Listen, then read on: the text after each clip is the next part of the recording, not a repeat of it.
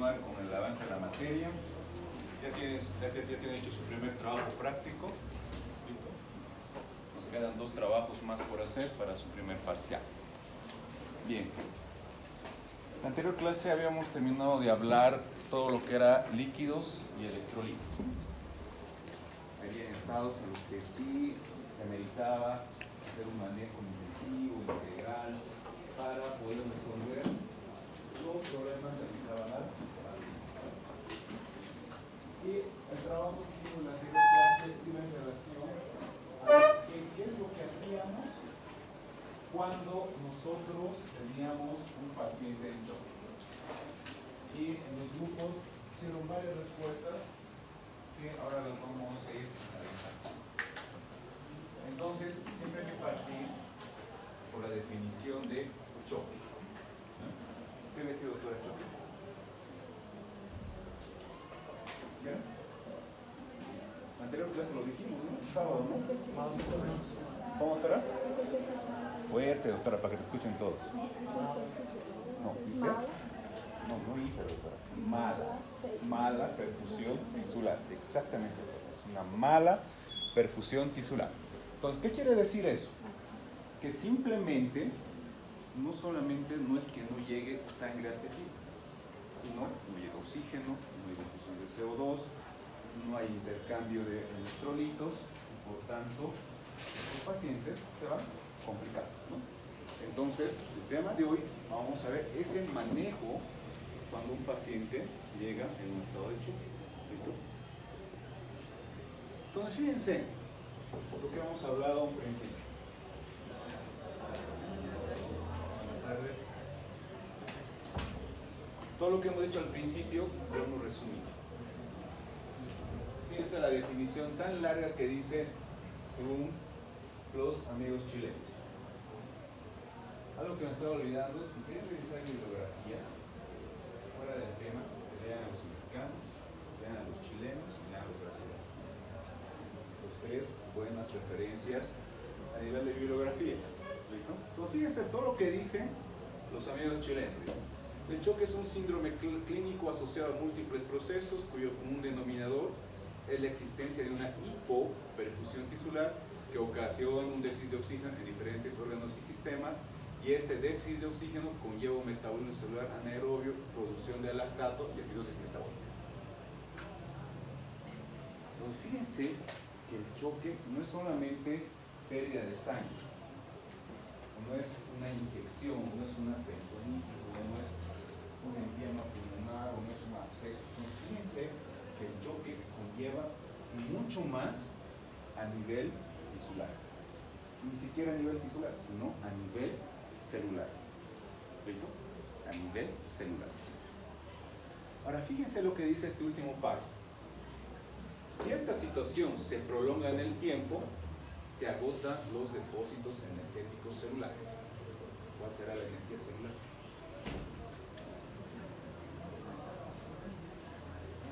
¿Cuál será la energía celular? Glucosa, no. Eso, ATP. Entonces se agota esa reserva energética que es el ATP, entonces la célula ya no puede producir ese intercambio en la bomba de sodio, potasio, ATP, ¿no? Entonces, eso es lo que se ve en fisiología, el famoso ciclo de Krebs, ¿no? El famoso ciclo de Krebs. Entonces, cuando se agotan los requerimientos energéticos, o sea, el metabolismo acelerado del paciente por la lesión que va a llevar a un choque, entonces va a producir la alteración a nivel de la función celular. Pero ¿qué parte de la célula queda afectada? La membrana celular. La membrana celular es la que se afecta en esta parte del choque. ¿Listo? A ver, ¿qué más dice?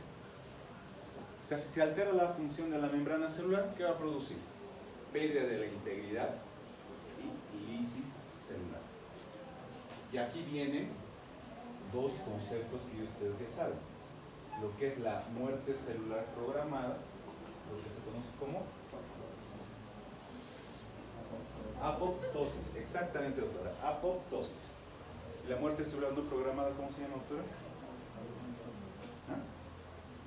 ¿Cómo se llama la muerte celular no programada? Necrosis. Necrosis, ¿no? La muerte celular no programada. Entonces, esa destrucción celular va a conllevar a que hay un deterioro multiorgánico que compromete la vida del paciente. Y este deterioro multiorgánico, en una primera instancia, va a ser el SIRS. ¿Qué es el SIRS? Síndrome de inmunodeficiencia de respuesta al proceso inflamatorio sistémico. Entonces, el paciente ingresa en un SIRS y luego de ahí va hacia lo que es el FOM. ¿Qué es el FOM? Fisiopatología. ¿Qué es el FOM? Falla orgánica mutua. Entonces lleva a una falla orgánica mutua. Ahora, ¿cuántos tipos de choque tenemos? Tenemos varios tipos de choque. Unos más graves que otros, pero podemos decir que los choques se van a clasificar en dos grandes grupos: los distributivos y los no distributivos. ¿Listo?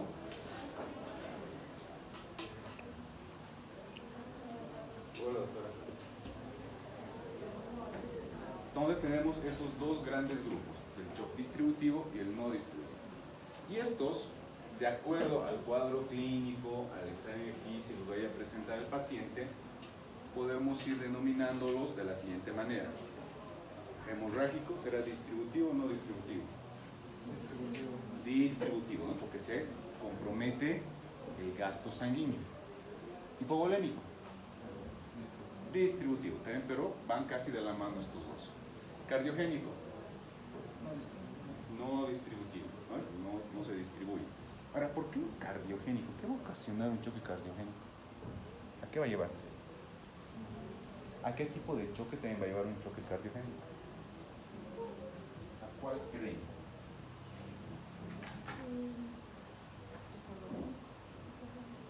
A un choque de tipo obstructivo. Porque vamos a ver que el cardiogénico como el obstructivo a nivel de la bomba van a ocasionar que haya una falla a nivel del retorno venoso. ¿Y qué patologías creen que puedan ocasionar un choque cardiogénico asociado a un choque obstructivo, pero en el mismo sistema? ¿Cómo otra? ¿Cómo dicen? ¿Infarto? No. El infarto es progresivo, ¿no? Para que entiendan esto, los pacientes en choque son pacientes agudos. ¿Listo? Son agudos, o sea, pasa cerrado. En cambio, un infarto, para que una persona se infarte, tiene que haber pasado por lo menos un tiempo. Hasta que se forme la placa de colesterol o hasta que se tapone una arteria coronaria, tiene que pasar un cierto tiempo. ¿Listo? Entonces, si hablamos en agudo, ¿qué patologías, por ejemplo, podríamos sospechar?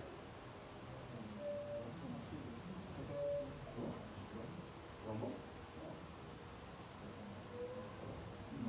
¿Qué dicen? ¿Arritmia? No. ¿Qué creen? Tiene que ver con el corazón, exactamente, doctor. Pero ¿qué más?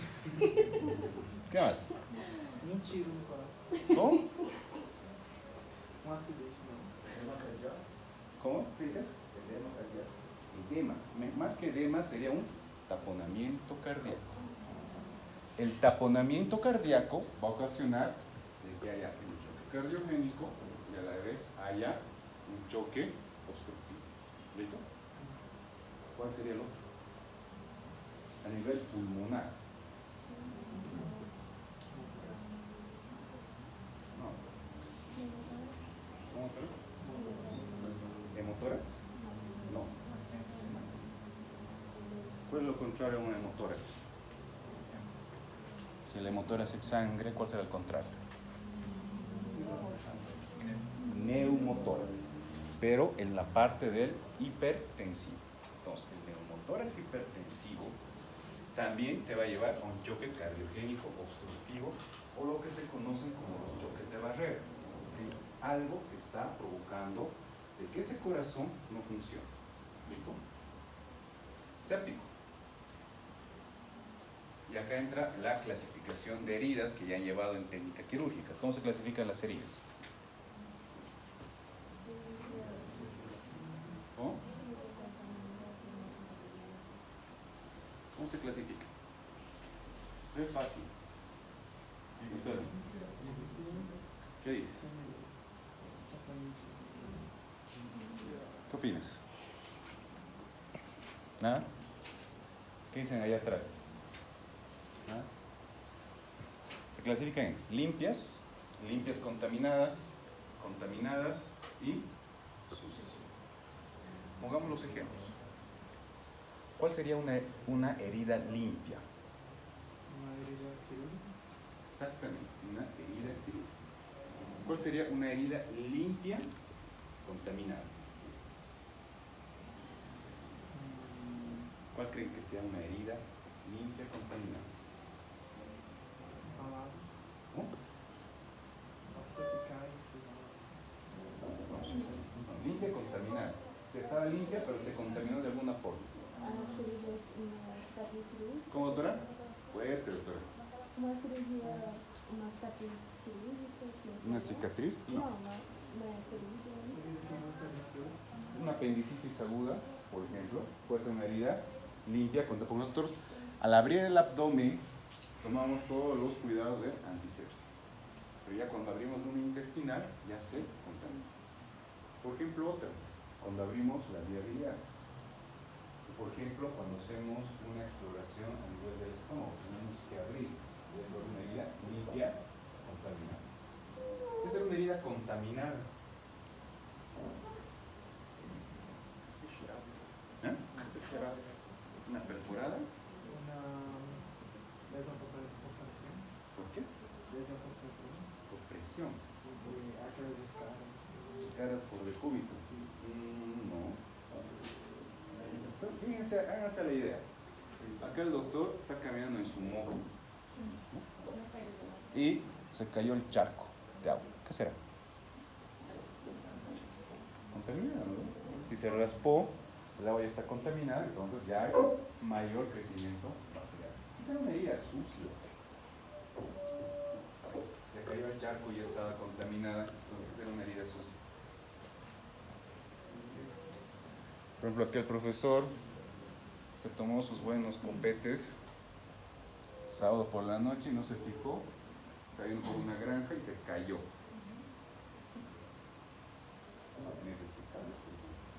O se cayó en una alcantarilla. Heridas sucias. Ahora, ¿cuál de todas esas heridas nos llevarán a un choque séptico? Las sucias y las... La limpia contaminada, no. Las contaminadas, no las sucias, ¿no? Las contaminadas y las sucias. ¿Por qué? Porque va a haber mayor carga bacteriana. Imagínense, en una herida limpia contaminada podamos tener 1 elevado a la 3, por ejemplo, bacterias. En una herida contaminada van a ser 1 a la 10. Y en una herida sucia van a ser 1 a la 50 de bacterias. La carga bacteriana. Entonces, ¿qué también puede ocasionar un choque séptico en el paciente? Por ahí no sufrió ninguna herida. Por ejemplo, los abscesos pulmonares, que los vamos a ver más adelante, abscesos mediastínicos o gangrenas. ¿Cuántas gangrenas hay en la humanidad? ¿Quién sabe? Por 20 puntos en su trabajo. Ya no haría los otros 2 trabajos. ¿Quién sabe? ¿Cuáles son las 3 gangrenas en la humanidad? Cultura general es eso. De los médicos. ¿Ah? No, 3. ¿Cuántas gangrenas hay? Tenemos la gangrena de Fournier. La gangrena de Fournier está a nivel del pisopelio, o sea, en el perineo. Luego tenemos la angina de Ludwig. La angina de Ludwig es una necrosis que se va a producir a nivel del piso de la boca, que también lo vamos a ver cuando vemos cabeza y cuello. ¿Listo? Tenemos la otra, que es la gangrena sinergista de Malene. Esta se caracteriza por producir necrosis de toda la pared abdominal. Son las tres grandes gangrenas que también pueden llevar a un episodio séptico.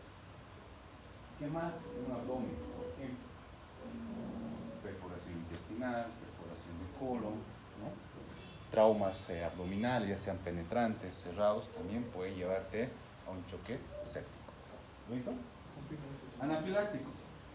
Este no hay dónde más explicar. Se produce por reacciones del sistema inmune a los antígenos o a los alergenos que van a provocar una respuesta a nivel del sistema inmune. ¿Listo? O séptico sería distributivo o no distributivo? El séptico no distributivo, porque no se afecta la bolemia. El otro, el anafiláctico igual, no distributivo. Luego tenemos el neurogénico. ¿Cuál será el choque neurogénico?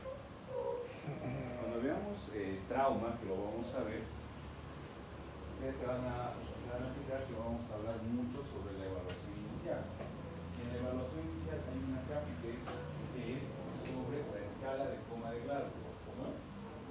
¿Sí, no? ¿Sí saben? ¿Conocen la escala de coma de Glasgow? ¿Sí? ¿Quién sabe?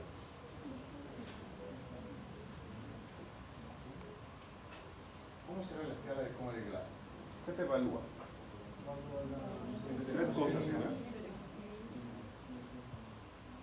Mejor respuesta ocular, mejor respuesta verbal y mejor respuesta motora. ¿Sí o no? Sí, ¿no ve? Pero fíjense, el ATLS, la última edición salió hace 3 años atrás, y en la cual ya hay cambios en la escala de coma de Glasgow. No tanto las pupilas, doctora, sino que maneja ahora los siguientes valores. Fíjense, se dice que un paciente está con un TEC leve cuando está entre 12 y 15. Ese es un TEC leve, traumatismo craneoencefálico leve. Un TEC moderado va de 8 a 12. ¿Listo? 8 a 12. Un TEC severo va a ir de 5 a 8. Ya cambió la clasificación. Se dice que ahora hablamos de paciente en coma cuando está entre 3 a 5 y paciente con muerte cerebral menos de 3 puntaje de Glasgow. Ya cambió. Y no solamente ya en la nueva clasificación de la escala de Glasgow tomamos respuesta ocular, verbal o motora, sino ya que también tomamos signos de lateralización y de focalización. Y ya también se evalúa si el paciente está con descerebración o está con decorticación. ¿Listo? Entonces, el shock neurogénico va a ser aquel choque que va a afectar o a nivel cerebral o a nivel de la médula espinal, en el cual va a haber una interrupción de la sinapsis cerebral, neuronal y medular. Por lo tanto, va a quedar totalmente desactivado el sistema vascular y cardíaco. Neurogénico. ¿Listo? ¿Qué pasa en un choque neurogénico? ¿Habrá hipertensión o habrá hipotensión? ¿O será normotenso? ¿O será taquicárdico, bradicárdico? ¿Qué será?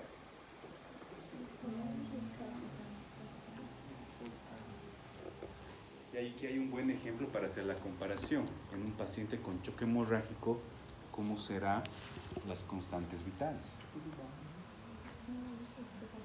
Ok. Fíjense esto, en un paciente con un choque hemorrágico es primero taquicárdico, normotenso y luego se torna hipotenso. En un choque hemorrágico. En un choque neurogénico, hipotensión, bradicardia, pero sin datos de pérdida sanguínea. Se desconectó, o sea, todo el sistema simpático se desconectó, y el sistema simpático es el que va a dar el tono a los vasos sanguíneos, especialmente a las arterias. ¿Listo? Entonces, no lo tengo.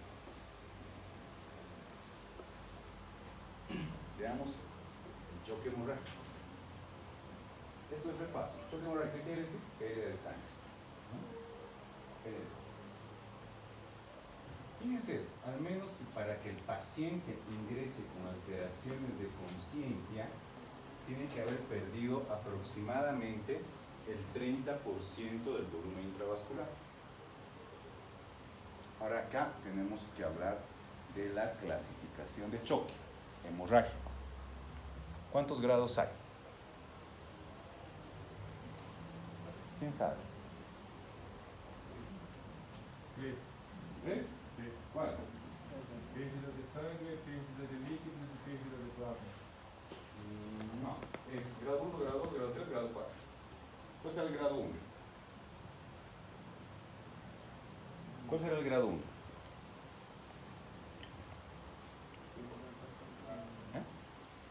Es aquel que se pierde entre el 5 al 10% de la volemia. Grado 1. Grado 2, entre el 10 hasta el 20%. Grado 3, entre el 20 al 30%. Y el grado 4, mayor al 40% del gasto cardíaco. Perdón, del volumen cardíaco. ¿Y la hipovolemia a qué te va a llevar? Grado 3 aqui, ó. ¿Ah? Grado 3. 20 a 30. ¿Qué te va a llevar la hipovolemia? Te va a llevar a un gasto cardíaco bajo, a una precarga baja y aumento de la resistencia vascular sistémica. Y acá, ¿esto en qué se traduce? Disminución del riego sanguíneo a nivel esplácnico. ¿Cuál es el territorio esplácnico? ¿El territorio esplácnico?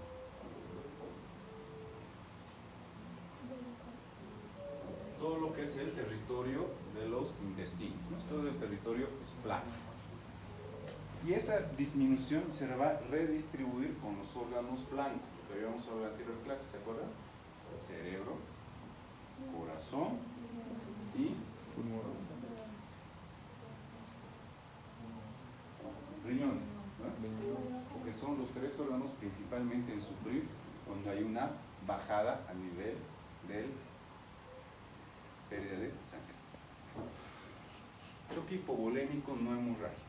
¿Cómo será esto? Choque hipovolémico no hemorrágico. ¿Qué tendrá que pasar? Según lo que hemos hablado en la clase anterior, aquellos pacientes que presentan múltiples deposiciones líquidas, que presentan vómitos explosivos, ¿no?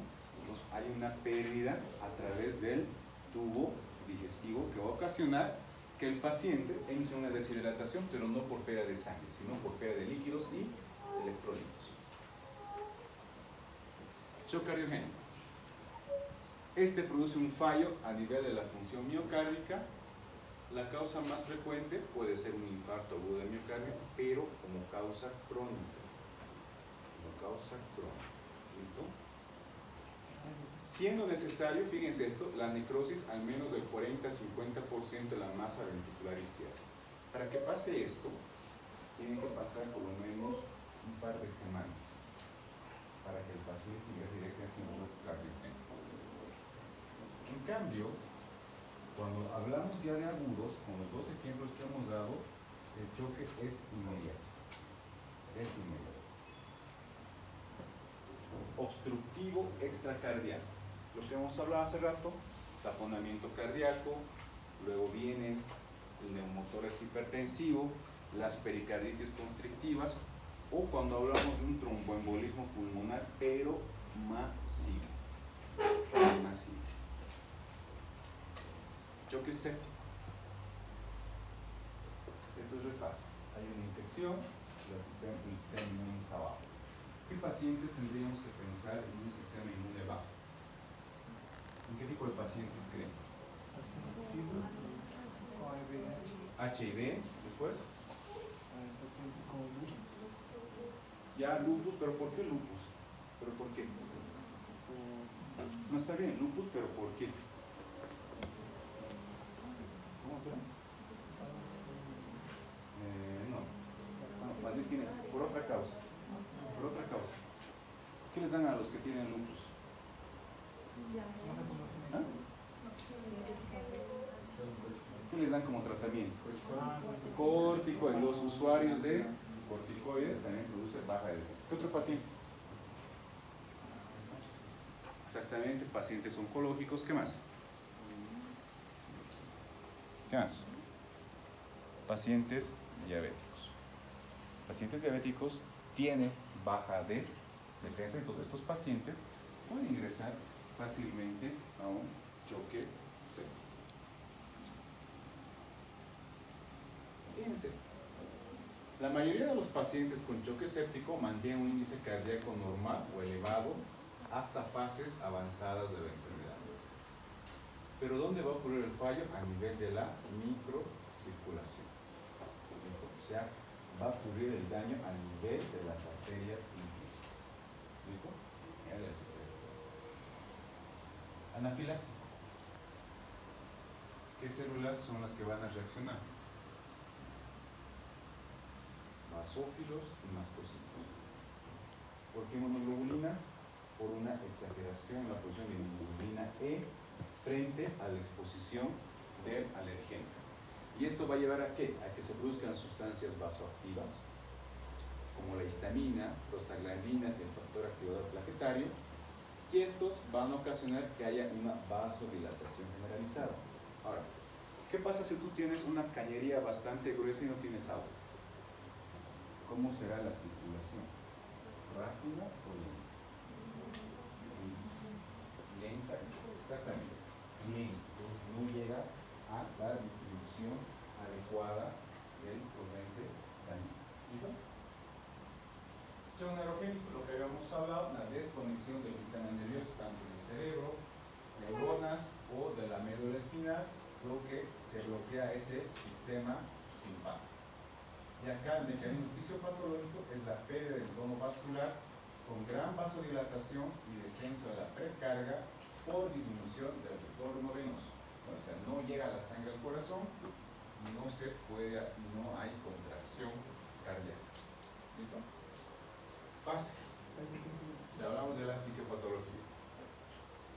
3 estadios evolutivos en el choque. El choque compensado es acá cuando el corazón empieza a distribuir mayor cantidad de sangre a los órganos blancos para que estos no sufran de isquemia, pero va a aumentar la frecuencia cardíaca y la contractibilidad. Y esto se va a llamar la fase de compensación o de gasto energético de pulmón. Porque luego va a pasar que va a llegar a una fase de choque descompensado en el cual el problema ya va a ser a nivel de la bomba. Entonces, acá, ¿qué va a haber? Hipotensión, deterioro del estado neurológico, pulsos periféricos débiles ausentes y una diuresis disminuida. Aparte, paciente con acidosis metabólica. Ahora, cada pregunta es, ¿cómo manejamos esto? Farmacología. ¿Qué le damos al paciente?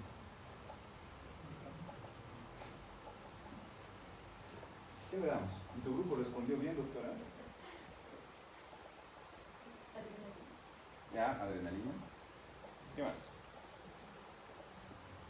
Si están con acidosis, ¿qué le vamos a dar? ¿Qué neutraliza al ácido? ¿Qué le vamos a dar? Carbonato.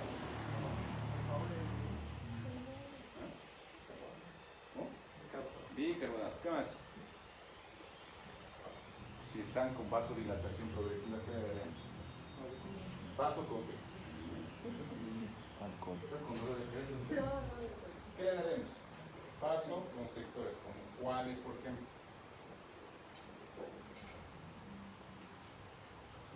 ¿Cuáles? ¿Cuáles son los vasoconstrictores? ¿Cuáles son los beta bloqueantes? No, mentira. ¿Cuáles son los vasoconstrictores?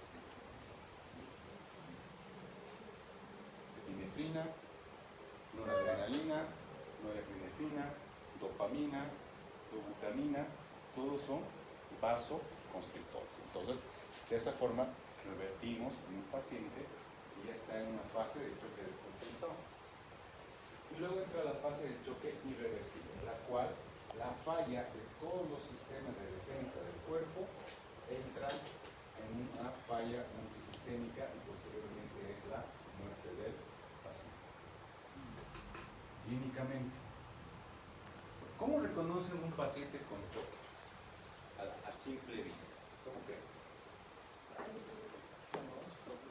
Ah, Cianótico. foi hipovolêmico. Está entrando a la emergencia, entonces no está choqueado. Pálido, diaforético, frío, pero a simple vista. ¿Cómo dice? Hipotensión. A simple vista no creo. Tienes que tomarle la presión para decir que está hipotenso. Taquipnea. ¿Sí? No, pero a simple vista. ¿Qué signo vamos a ir a buscar? Frialdad. Frialdad, ya. Pero fíjense, hay un signo muy importante, que es la piel marmórea. Ahora se dice una piel marmórea. Es una piel con punteados morados. Esa es la piel marmórea. Y ese ya es un signo inequívoco de que el paciente ya está con choque. Porque acuérdense que habíamos dicho que se afecta la microcirculación. Ahora, microcirculación. Entonces, fíjense, ¿cuál va a ser el estado clínico del paciente? A un principio, taquicardia, luego viene bradicardia, hipotensión, alteraciones del sensorio, ¿listo? El paciente no coordina. Entonces acá el diálogo está completamente alterado. ¿Listo? Entonces, fíjense, hipotensión arterial, cuando este paciente ya tiene una presión arterial media de menos de 60 milímetros de mercurio, o cuando la presión arterial sistólica está menos de 90 milímetros de mercurio. Cuando llega una disfunción de órganos, cuando ya hay poliuria, y luego viene la anuria, y alteraciones a nivel de conciencia. Signos de mala perfusión tisular, todo lo que habían dicho ustedes, frialdad, livideces cutáneas, esto se conoce como la piel marmórea, relleno del capilar enlentecido y una acidosis metabólica marcada. Entonces, hablamos de que cuando la valoración clínica inicial, el gasto cardíaco nos va a permitir clasificar en dos grandes grupos. Choque con gasto cardíaco elevado, o lo que se conoce como un choque hiperdinámico, y el choque hipodinámico. El hiperdinámico quiere decir que todo está alterado en las constantes vitales, pero siempre a más, nunca menos. Entonces, ¿qué vamos a tener? Pulso elevado, pero este pulso va a ser uniforme y puntado. Lento pero puntado, rápido pero lento. ¿Listo? ¿Han palpado una vez un pulso filiforme? Se siente apenas, pero es rápido, ¿no? Y cuando acelera es donde se aparece la puntuación. ¿Qué más? ¿Qué más podemos tener? Presión diastólica baja. ¿Qué nos dice una presión diastólica baja? ¿Qué cosa está alterado? La precarga o la poscarga. Poscarga. ¿No? Las extremidades están calientes porque todavía tenemos una presión que todavía lleva flujo sanguíneo, pero acá no va a haber todavía una vasodilatación rápida. ¿Listo? Gasto bajo, todo lo contrario, pero acá va a empezar a haber ya una vasodilatación bastante prolongada. ¿Qué pruebas diagnósticas solicitamos? ¿Laboratorio? Sí, necesitamos laboratorio. Pero ¿cuál será el principal laboratorio que debemos solicitar nosotros? Gasometría arterial. La gasometría arterial te va a permitir predecir la parte metabólica del paciente, que esté en acidosis, en alcalosis metabólica o respiratoria, o cuán descompensado está en relación al pH de este paciente. Pero también nos va a permitir, por ejemplo, un electrocardiograma, monitorizar la frecuencia cardíaca. ¿Listo? Si el paciente está entubado, la presión parcial de CO2 también, lo que se conoce como una hipercapnia o una hipocapnia. Y realmente estos pacientes tienen que estar en normocapnia, ni arriba ni abajo, siempre tienen que estar en normocapnia. ¿Por qué?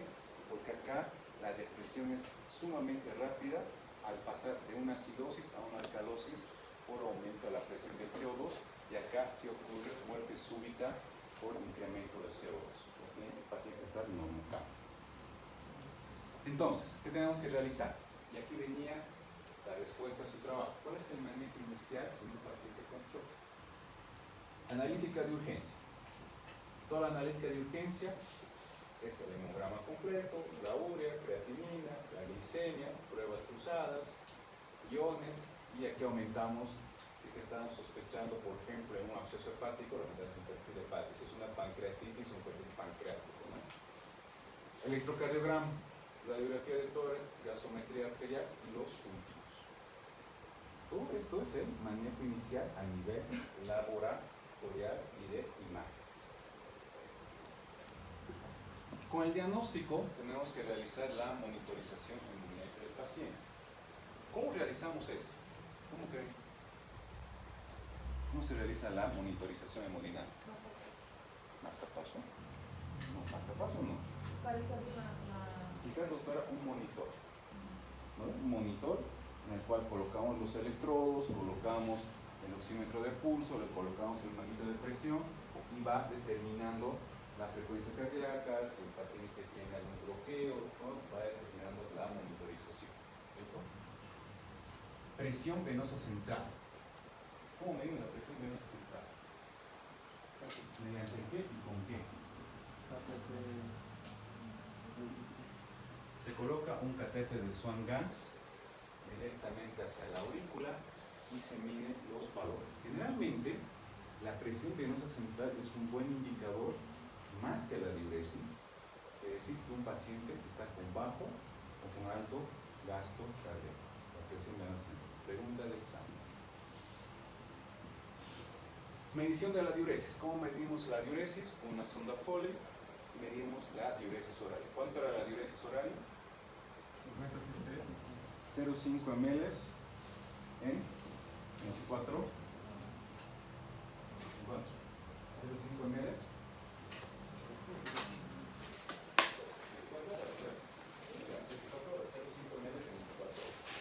La pulsioximetría, acá utilizamos los famosos saturómetros para medir la monitorización. La monitorización metabólica lo realizamos con la medición del ácido láctico a nivel de la gasometría arterial. Tratamiento. En una primera instancia el tratamiento es empírico, hasta que nos lleguen los resultados de todos los laboratorios que nosotros hemos solicitado. No podemos dejar un paciente sin tratamiento, no podemos. Entonces tendremos que dar un tratamiento empírico. Entonces, ¿qué será eso?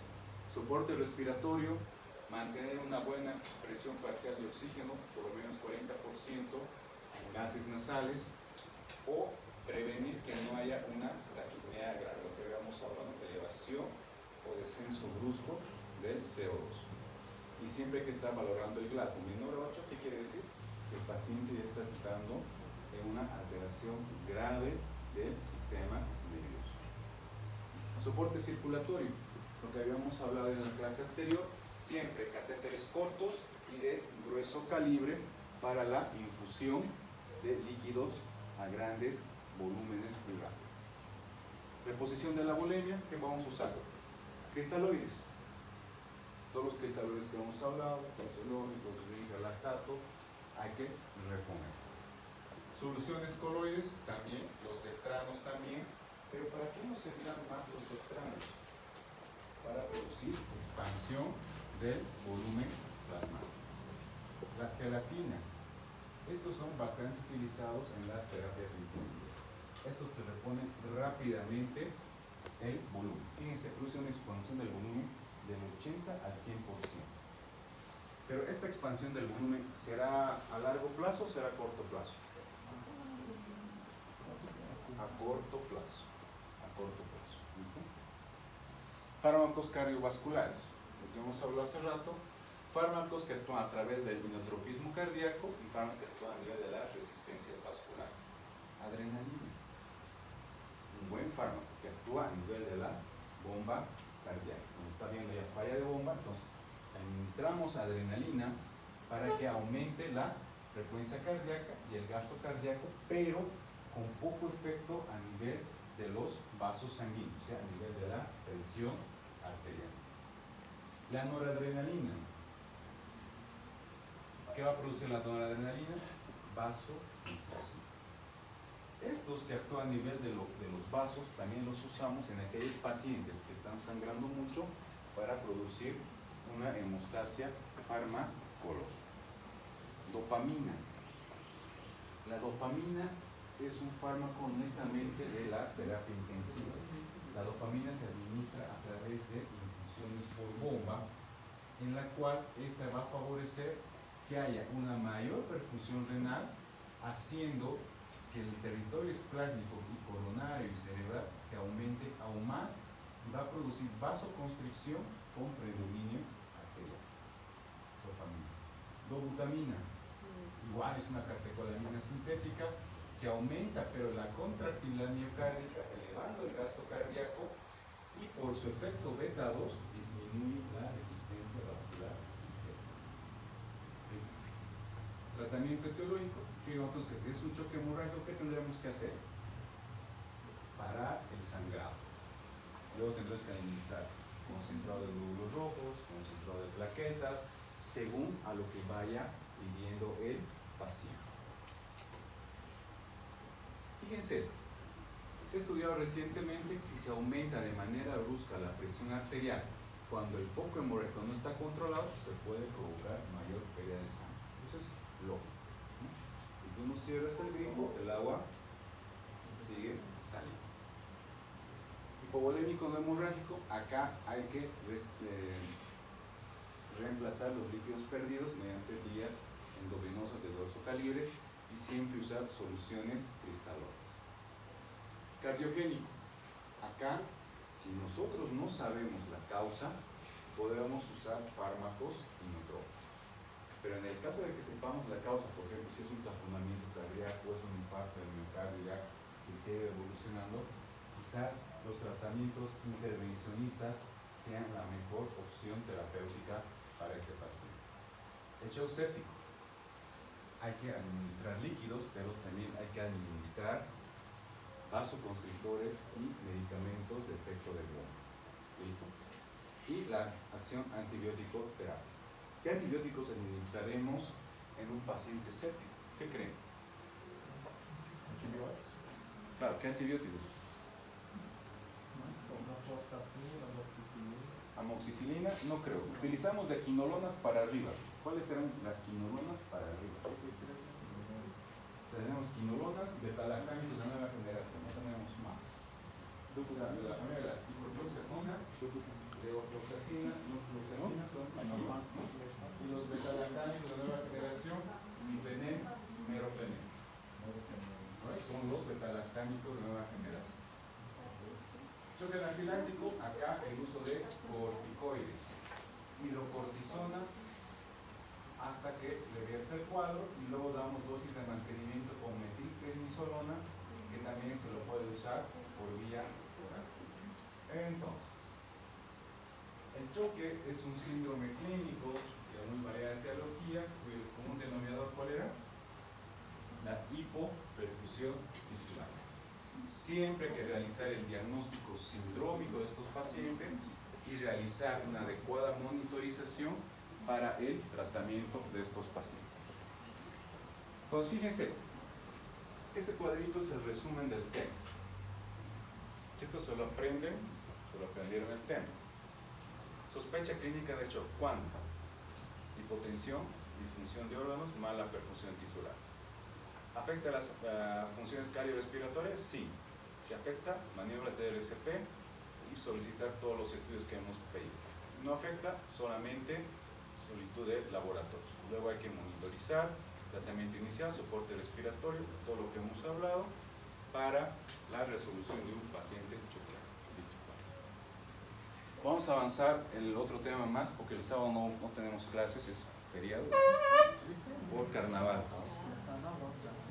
Tenemos hambre, doctor. Tiene hambre, yo también. Você vai falar no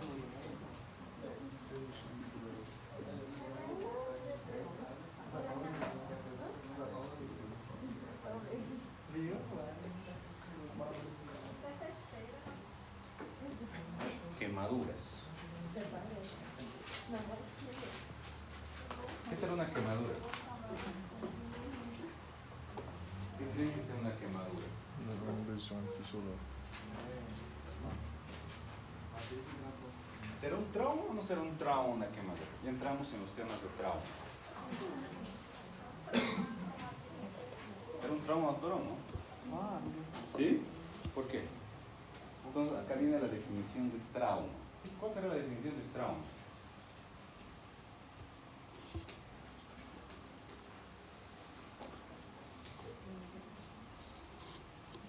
¿Cómo es? ¿Cuál es la definición de trauma? ¿Sabes? ¿No? ¿Alguien sabe la definición de trauma? ¿No les gustan los temas de Que genera. donde hay harta pérdida de sangre?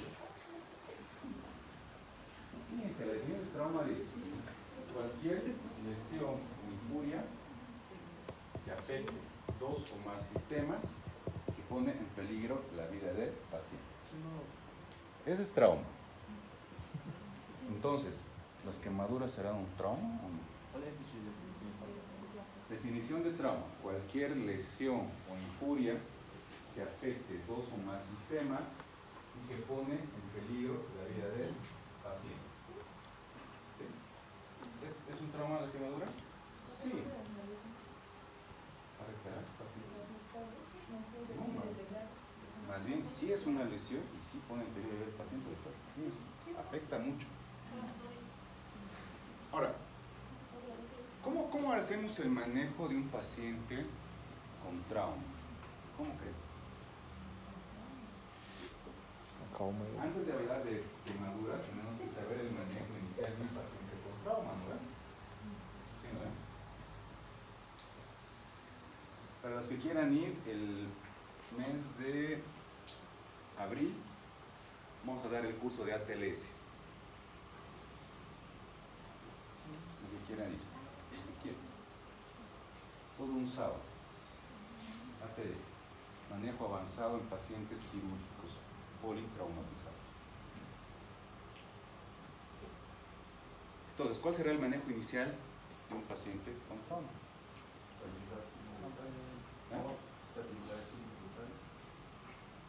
No tanto, fíjate esto. Vamos a decir cuál es la definición de un manejo inicial en un paciente traumático. Avaliar las estructuras quemadas. No. Todavía no quemaduras, antes de quemaduras. Fíjense que la... ¿Perdón? En este caso, si el paciente está con trauma, tenemos entonces que quedarlo con el inmóvil, parado, en un ambiente protegido, longe de demás perigos, para que después possamos tratar este trauma. Eso es un punto chiquito lo que ha mencionado tu compañero. Fíjense, la definición de un manejo inicial quiere decir tratar todas las lesiones que ponen en peligro la vida del paciente. Listo. Definición de manejo inicial. Entonces, ¿cuál será el manejo inicial? Trata las lesiones que ponen en peligro. Claro, esa es la definición de un manejo inicial. ¿Qué será un manejo inicial? ¿Qué será el manejo inicial? Averiguar los sistemas que cubren atingidos con trauma. Ya, va por ahí la cosa. Fíjense que hay un memotécnico, es el famoso ABCD. Ese es el memotécnico del manejo inicial en los pacientes con trauma. Si ustedes se fijan, en cada estación del ABCDE hay lesiones específicas que ponen en peligro la vida del paciente. Son esas lesiones que hay que tratarlas inmediatamente. Por ejemplo, A. ¿Qué será A? Aire.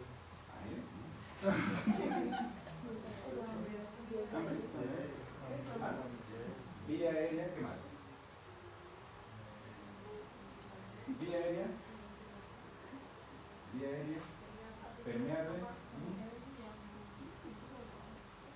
y estabilización de la columna cervical. Ahora, acá, ¿qué lesiones van a poner en peligro la vida del paciente? Pues cada estación tiene sus lesiones. Por ejemplo, si hablamos de una quemadura, la quemadura de la vía aérea por inhalación de humo o de gases tóxicos.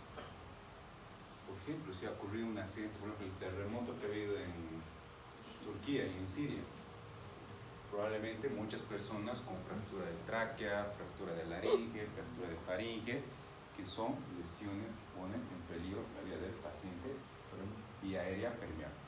O fractura de columna cervical, en especial del atlas y del axis, ¿no? Que pueden provocar muerte inmediata en el paciente.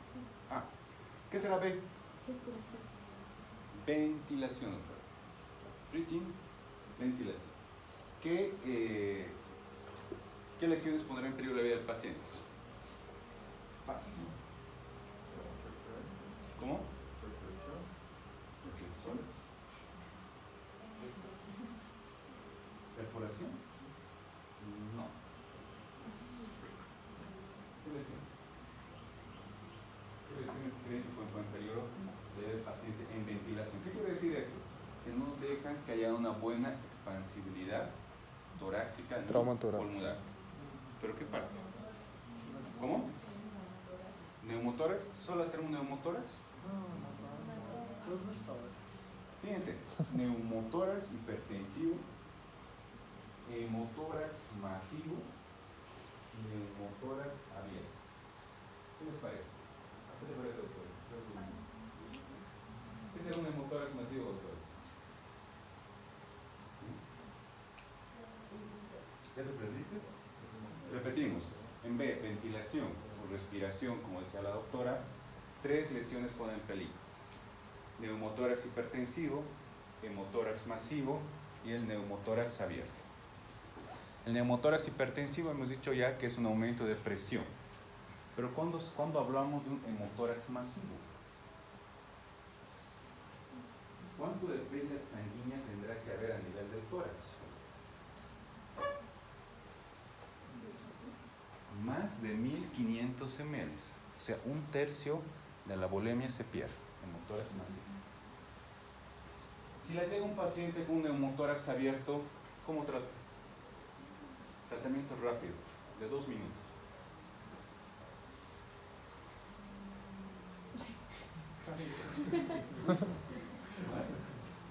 ¿Cómo? ¿Cómo tratan un neumotórax abierto? ¿Han escuchado hablar de cuando tapan 3 bordes con un apósito y dejan el otro libre para que haya un efecto de válvula? Aquí sirve cualquier cosa, hasta las bolsas de sus preservativos les sirve. La cosa es tapar el hueco para que no haya un efecto de válvula, ¿listo? La cosa es tapar el hueco. Bien, B, C, ¿qué C? Circulación, ¿qué más? Control de hemorragias. Control de la hemorragia y prevención del choque. Acá ven catéteres venosos, líquidos, torniquetes, acá las fieras turbantes, de la cabeza, acá doctor de tablilla, bien, listo, control de la sangre, de la hemorragia, ¿no? Listo, C, D, ¿qué es D?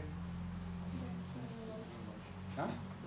Examen mínimo neurológico más valoración de signos de lateralización y focalización, lo que habíamos hablado hace rato, la escala modificada del Glasgow. A los americanos les gusta mucho modificar esta escala, y es la 5ª vez que la modifican los americanos, ¿no? E, ¿qué será E? Exposição, exame. Exame. ¿Examen? Exposición y control de temperatura. Exactamente, ¿verdad? Exposición, pero no es control de la temperatura, doctor. Prevención de la hipotermia. ¿Por qué habrá que prevenir la hipotermia? ¿Se han dado cuenta de algo? ¿Han entrado a las salas de urgencia o de emergencia? ¿Nunca han entrado? ¿Por qué? No se sabe. Ni de curioso, doctor. ¿Qué han notado en las salas de emergencia?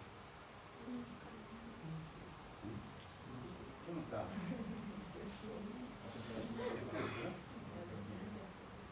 Son salas calientes.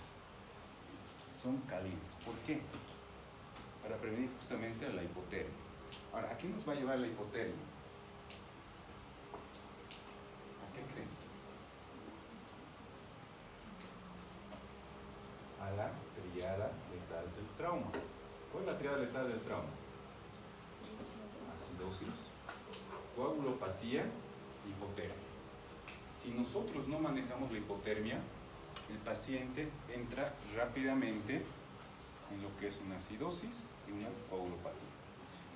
Y si el paciente entra en la triada letal del trauma, ese paciente está prácticamente muerto. ¿Listo? manejo inicial. Repetimos, la definición de trauma es cualquier lesión o injuria que pone en peligro la vida del paciente o que afecte dos o más sistemas. La definición de manejo inicial es tratar las lesiones que ponen en peligro la vida del paciente. Listo. Nos vemos el subsiguiente lunes.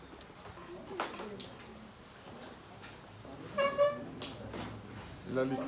Pasen una hojita, por favor. Voy a contar cuántos son, no van a poner además. Si no, a toditos falta, lo voy a poner. Pasen una hojita, por favor.